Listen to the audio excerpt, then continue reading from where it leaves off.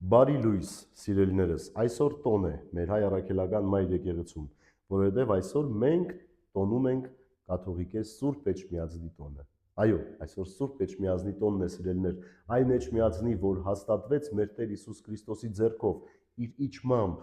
այն Էջմիածնի, որ դարձավ արեգակը ամբողջ հայության համար,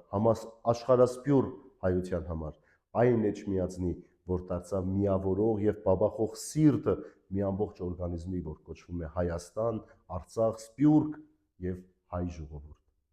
Հազարամյակներ շարունակ Էջմիածինն է հայ ժողովրդի հիմնասյունը, վեմքարը, որի վրա կառուցվել է հայ քրիստոնյան իր ընտանիքով, իր հասարակությամբ, իր նիստուկացով։ Էջմիածինը, սիրելիներ, Աստծո հետ հանդիպման այն բացառիկ վայրն է, որտեղ Աստված ինքը կամեցավ հայի հետ հանդիպել։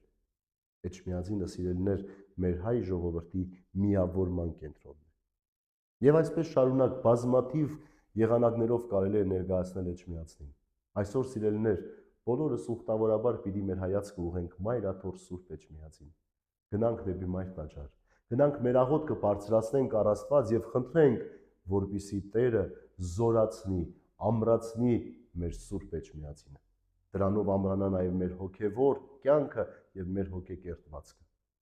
Այնպես որ այսօր իսկապես տոն է, համահայկական տոն է։ Եվ ես կոչ եմ անում, խնդրում եմ, հորդորում եմ, բոլորիդ այսօր Էջմիածնում լինենք։ Էջմիածինը ձեր